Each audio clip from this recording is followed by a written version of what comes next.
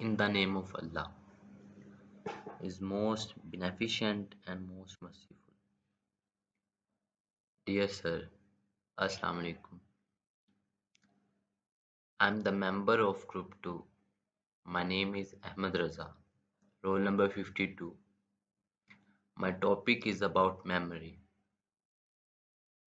In this presentation, we will discuss memory in three different parts. First, memory, second, types of memory, and third will be the working of memory.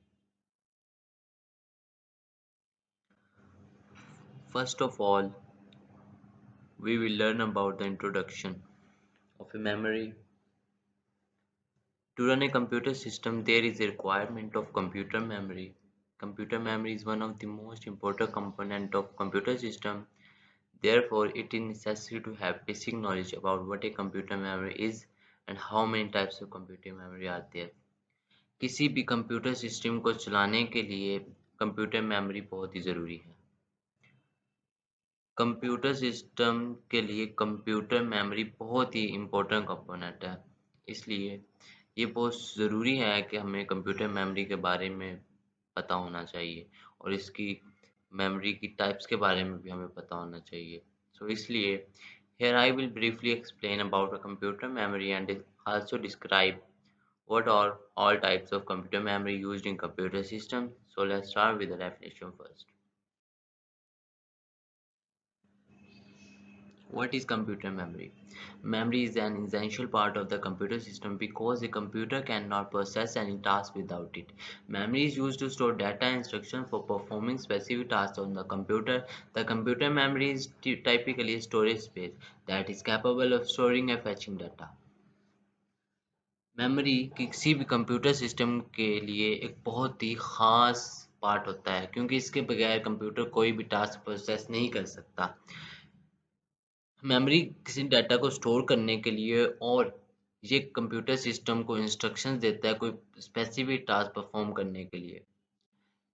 Memory capable होता है data store और data fetch करने के लिए.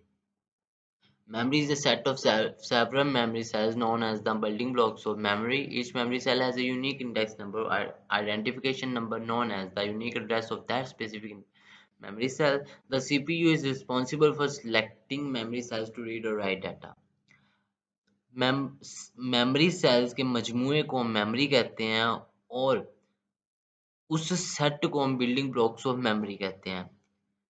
हर एक memory cell का एक मुनफरिद index number या शनाख्ती नंबर होता है जो उसे मखसूस मेमोरी सेल के मुनफरिद एड्रेस के तौर पर जाना जाता है.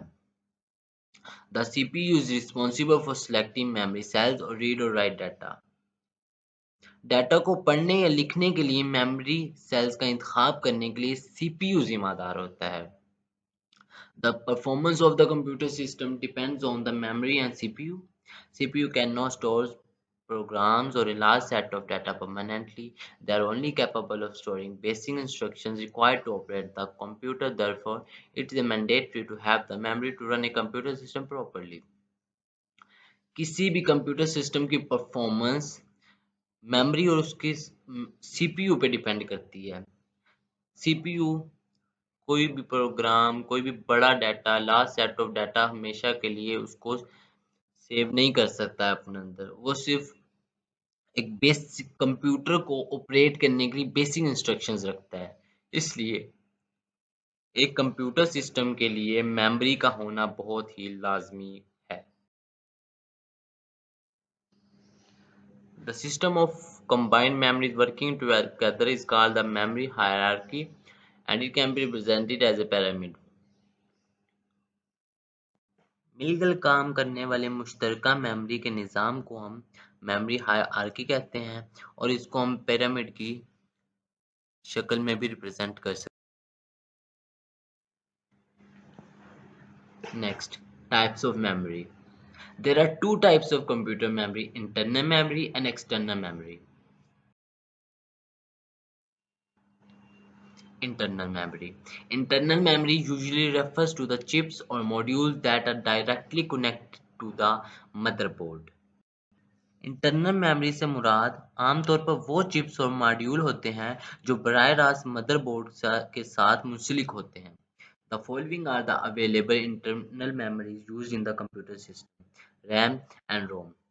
रैम की भी फर्दर टाइप्स हैं, आगे रोम की फर्दर टाइप्स है। रैम की दो फर्दर टाइप्स है, that are S RAM and D RAM. ROM की चार फर्दर टाइप्स हैं, M ROM, P ROM, E P ROM and E P ROM. RAM, Random Access Memory. is an acronym of Random Access Memory. RAM Random Access Memory का सरनामिया है. It constitutes the internal memory of the CPU for storing the given instructions and immediate results. It is also known as read-write memory. दी गई हदायत और फौरी नताइज को महफूज करने के लिए CPU के अंदरूनी memory that is internal memory तश्कील देता है। RAM is a primary volatile memory as the data is lost when we turn off the computer or there is a power failure. RAM is a primary volatile memory मतलब है कि जब तक इसके साथ पावर सप्लाई इसको मिल रही है तब तक ये आपका डाटा स्टोर करेगा और जब ये कंप्यूटर आप बंद कर देंगे तो आपका डाटा ख़त्म हो जाएगा, वैनिश हो जाएगा। RAM is small in size and comparatively faster than most of the available computer memories, but it is not as fast as registers. RAM छोटे साइज में एक बहुत ही तेज मेमोरी है जो भी मौजूदा मेमोरीज हैं उनमें से, लेकिन ये रजिस्टर्स के जितना तेज नहीं है। RAM is of two types, SRAM. SRAM stands for Static Random Access Memory. It stores the data in a static form, which means that the data remains in the memory as long as the computer system is on. ये data को जामा शक्ल में महफूज करता है, जिसका मतलब है कि जब तक कंप्यूटर सिस्टम ऑन रहेगा, चलता रहेगा, डाटा मेमोरी में ही रहता है। इसका मतलब जब तक कंप्यूटर आपको चल रहा है, आपको उसको कंप्यूटर को पावर सप्लाई मिल रही है, तब तक आपका डाटा महफूज है, अदरवाइज आपका डाटा खत्म हो जाएगा। SRAM is faster and more expensive than DRAM.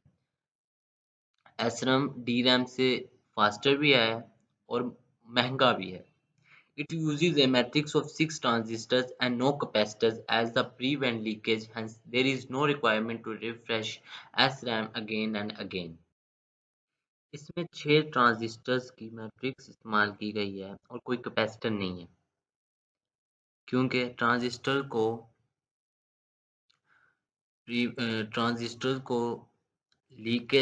Transistors की लीकेज को रोकने के लिए ताकत की ज़रूरत नहीं है, लिहाजा बार-बार SRAM को रिफ्रेश करने की भी ज़रूरत नहीं। DRAM. DRAM stands for Dynamic Random Access Memory. It is widely used in computer systems. Previously, there was a single data rate (SDR) DRAM in the computers. इस दौर में DRAM बहुत ही ज़्यादा कंप्यूटर्स में इस्तेमाल हो रहा है। पहले कंप्यूटर्स में DRAM की अक़साम में सिर्फ SDR डाटा रेट इस्तेमाल होता था, लेकिन इस वक्त मौजूदा दौर में DRAM की आगे अक़साम DDR इस्तेमाल हो रही है और फिर DDR की आगे भी अक़साम है जो कि DDR2, DDR3 and DDR4 हैं, which are more energy efficient and are providing better performance, जो कि बहुत इससे ज़्यादा पहले वाले से एनर्जी एफिशिएंट है और बेटर परफॉर्मेंस दे रहे हैं कंप्यूटर्स को। इट इज़ चीप, ये सस्ती हैं, स्मॉल छोटी हैं and uses less power than other RAM और दूसरी रैम्स के मुकाबले में थोड़ी पावर इस्तेमाल करती है। D RAM is made up of a transistor and a capacitor in each cell. D RAM का एक सेल ट्रांजिस्टर और कैपेसिटर दोनों को मिला के बना होता है, क्योंकि कैपेसिटर को लीकेज प्रॉब्लम है डी रैम में, इसलिए इसको बार बार रिफ्रेश करने की जरूरत होती है। ROM read only memory. ROM is an acronym of read only memory. ROM read only memory का सरनामिया है। एज द नेम सजेस्ट, जैसे कि हमें नाम से पता चल रहा है, the data can not normally be written out to it. However, the data can be read from this type of memory. रोम के थ्रू हम ये जो सिर्फ ये डाटा रीड कर सकती है। ROM is the primary non volatile memory, which means that it is capable of retaining the data in the memory even if there is no power supply. ROM is ROM जो है primary non volatile memory, जिसका मतलब है कि अगर इसको हम power supply इसकी बंद भी कर देते हैं ना, तो ये आपका डाटा सेव कर लेता है। ROM is a very fast type of computer memory. Computer memory की बहुत फास्ट टाइप है रोम, that stores instruction required to start the computer as soon as it is connected to the power source। जो कि power source की start जो कि computer को start करने के लिए इंस्ट्रक्शंस अपनी स्टोर करता है, और जैसे ही इसको पावर सप्लाई के साथ कनेक्ट किया जाता है तो ये अपनी इंस्ट्रक्शन सारी कंप्यूटर सिस्टम को देता है।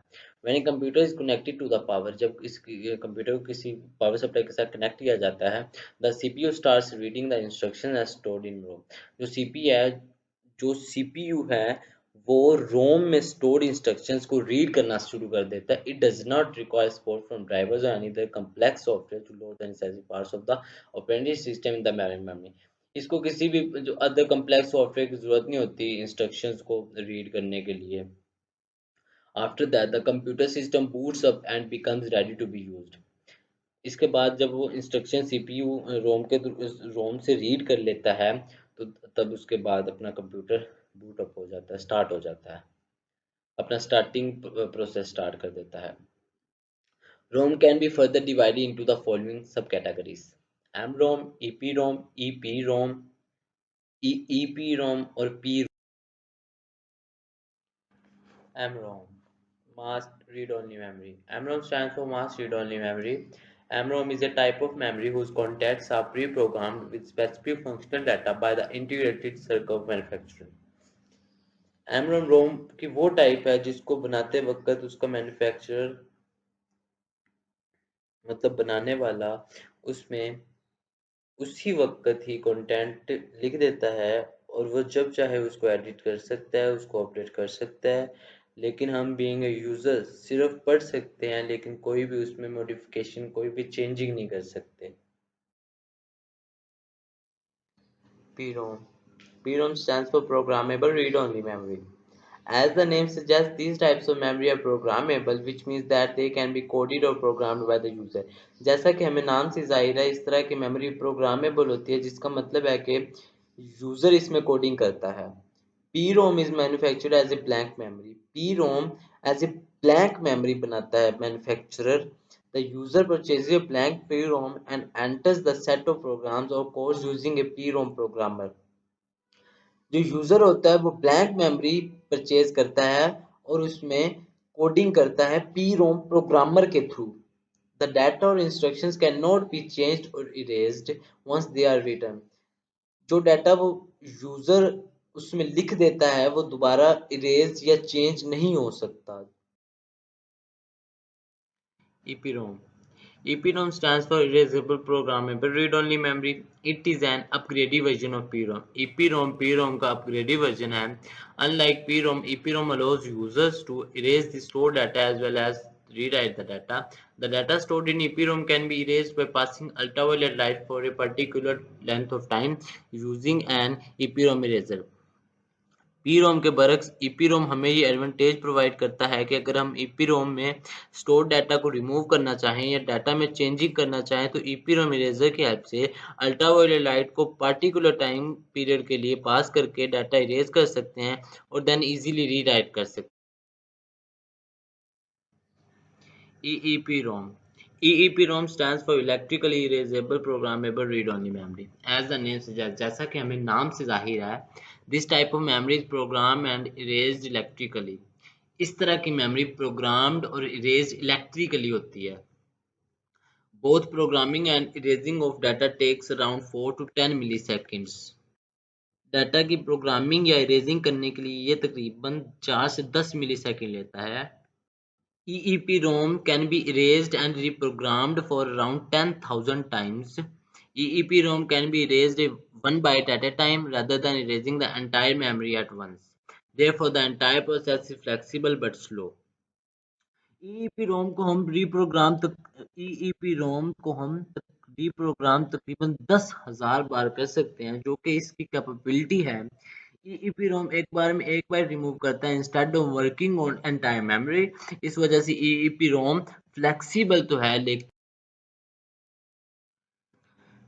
Cache memory cache memory is a very high speed semiconductor.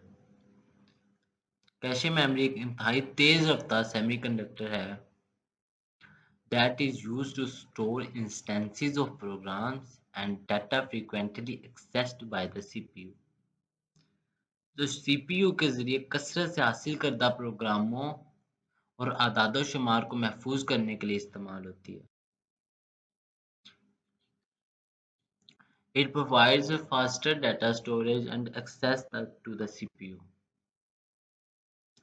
यह तेजी से डाटा स्टोरेज और CPU तक रसाई फराहम करती है। When the CPU requests the data and program, they are quickly transferred from cache memory so the CPU can access them instantly.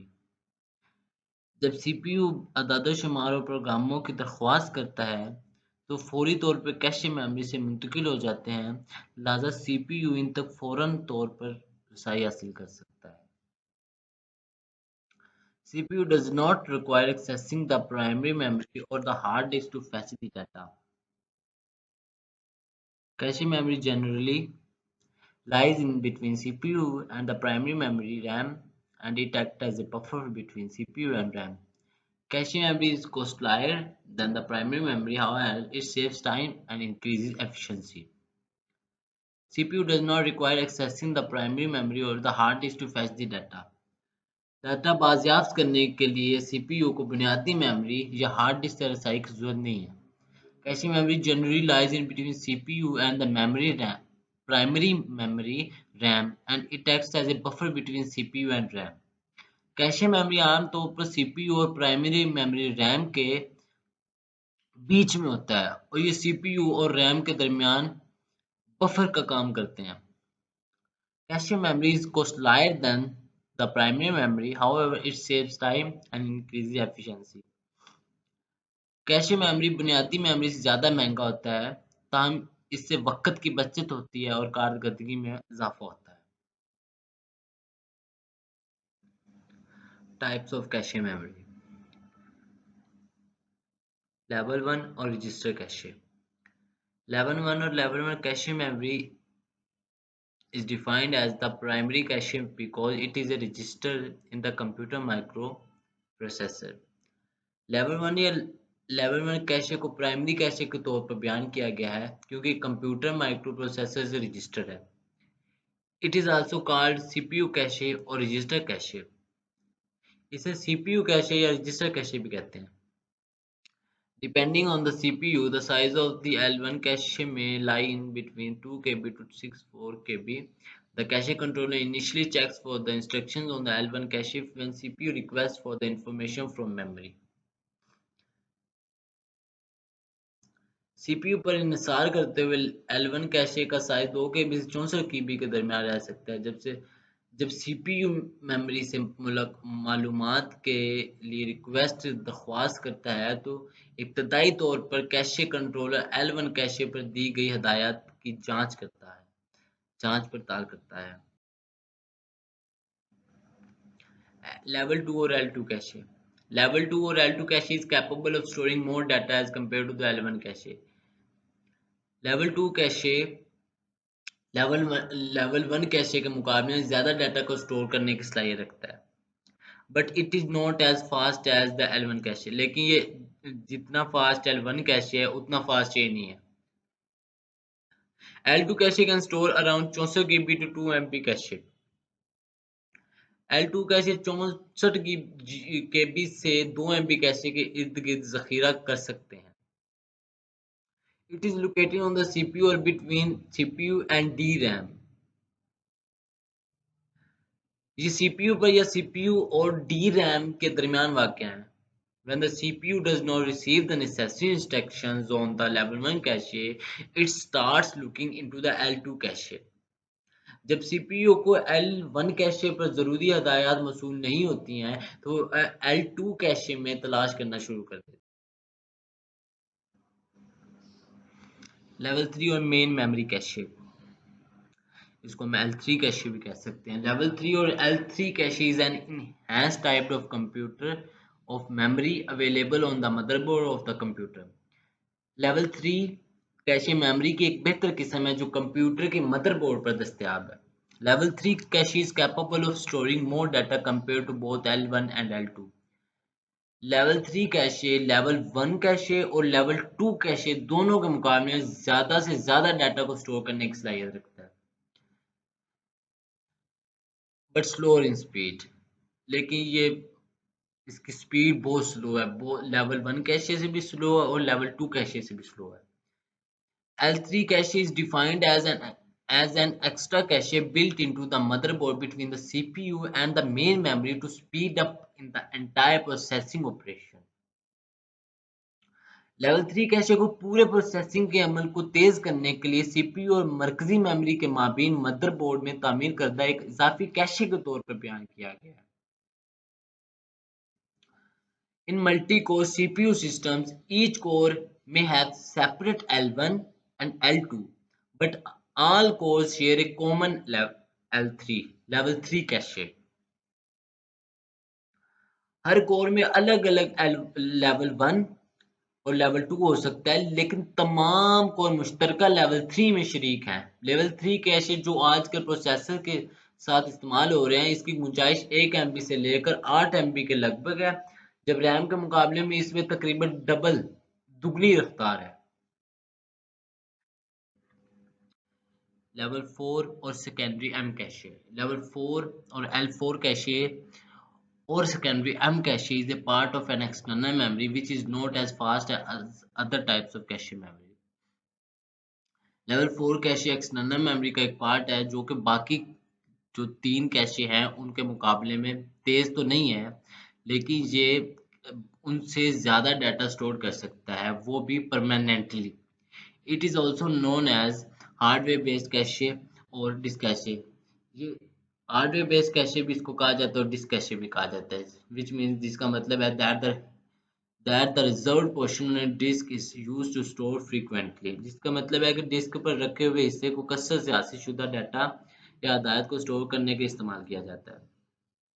The size of the disk cache ranges from 128 MB in standard disk to 1 GB in solid state disk। इसमें 128 MB से लेके 1 GB तक इसमें data हम store कर सकते हैं disc में।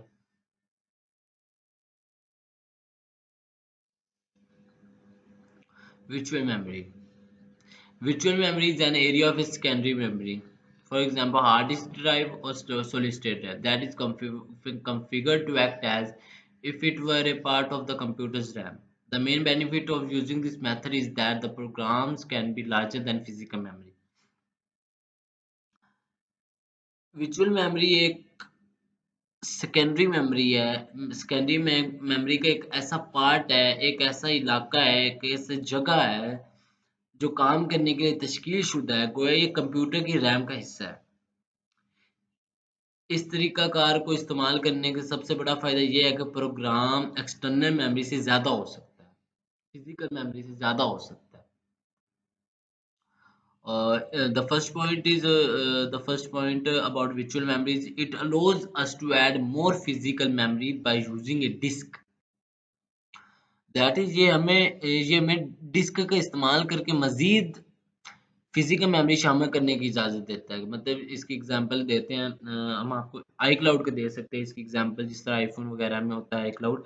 तो उसमें उन्होंने हमें खुद से भी दिया होता है डाटा, जिसमें हम फ़ोन की मेमोरी से अलहदा होके उसमें डाटा स्टोर कर सकते हैं, और उन्होंने हमें खरीदने का भी ऑप्शन दिया होता है कि हम उनको पे करके हम उनसे अपना स्टोरेज भी डाटा भी उनसे हम खरीद सकते हैं।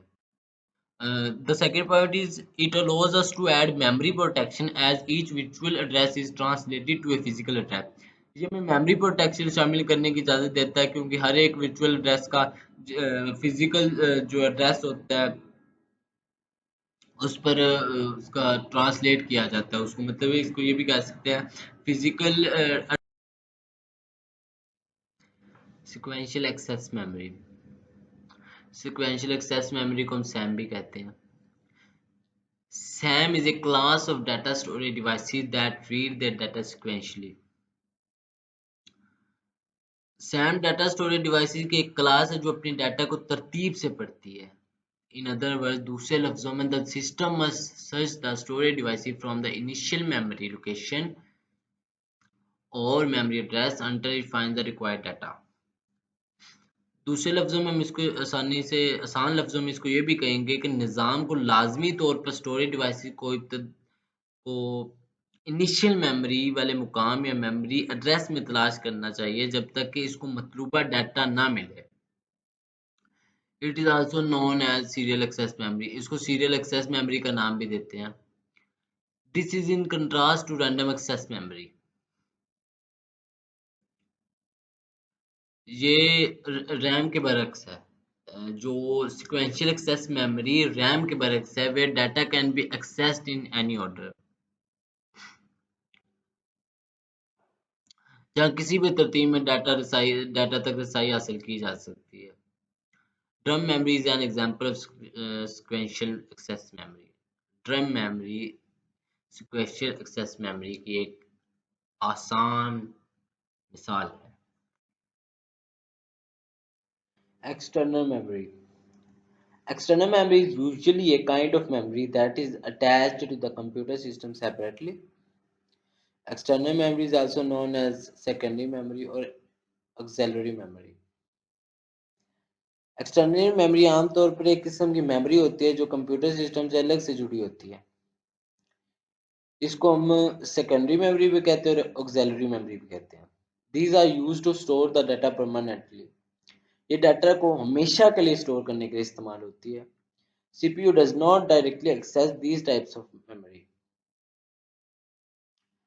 सीपीयू इन इकसाम की मेमोरी को बराह रास्त नहीं हासिल करता है।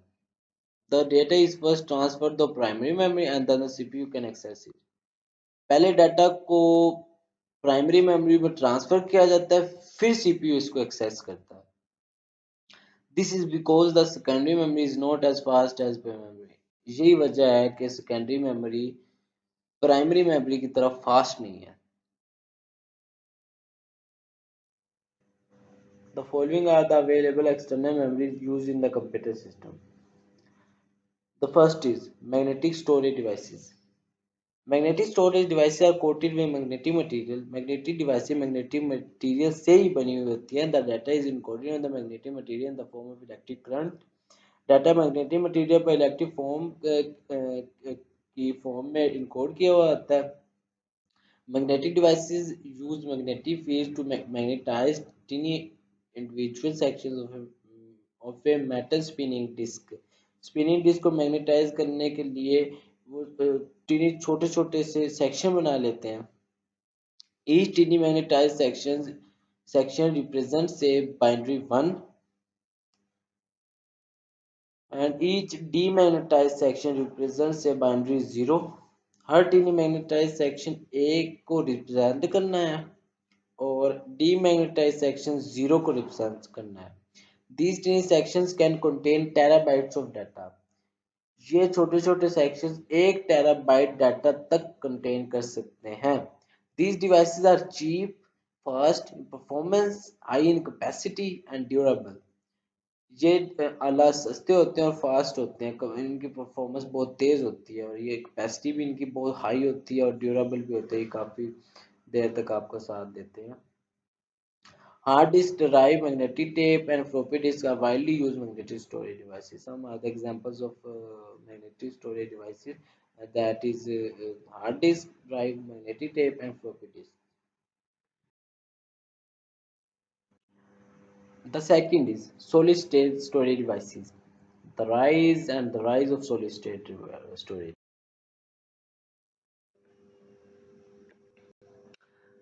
I'm explaining this topic in my own words. So first of all, let me explain. Solid state storage devices ये सिलिकॉन माइक्रोचिप्स की बनी होती हैं। ये नॉन वोलेटाइल डिवाइसेस होती हैं जो इंटीग्रेटेड सर्किट को एज ए मेमोरी यूज करती हैं इन्फो स्टोर करने के लिए। ये डाटा को स्टोर रखती है even when the switch is of. इन्हें एक्सटर्नल सेकेंडरी स्टोरेज भी कहते हैं। ये डाटा तब भी स्टोर करते हैं जब अगर इनकी हम पावर सप्लाई बंद कर दें, लेकिन फिर भी ये डाटा स्टोर रखते हैं। इनका मेन एडवांटेज ये है कि इसके पार्ट्स मूव नहीं होते, जिसकी वजह से ये लेस हीट प्रोड्यूस करते हैं, काफ़ी टाइम तक चल जाते हैं, मतलब काफ़ी ये ड्यूरेबल है।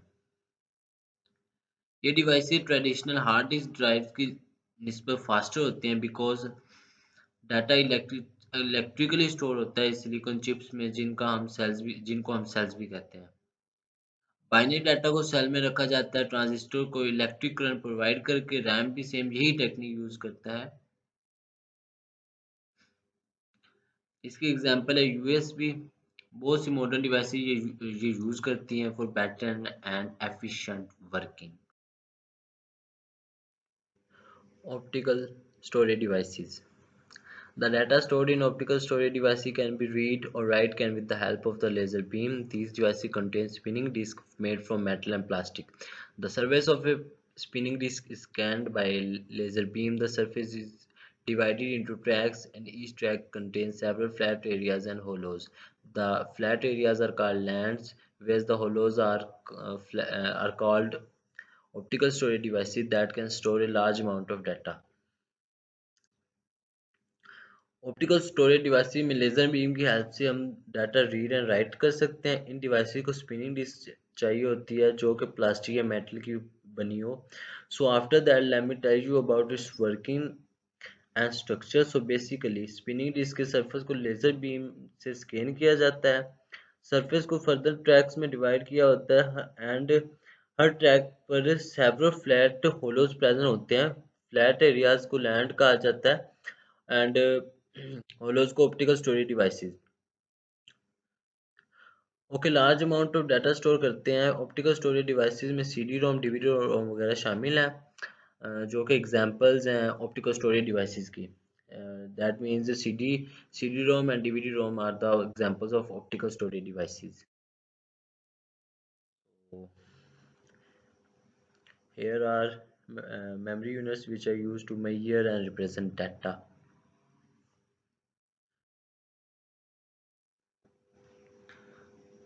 So, sir, here is the conclusion of my presentation. So, as I have discussed that computer memory is one of the most important component of a computer system. Because of a computer memory, we can save our data for as long as we want.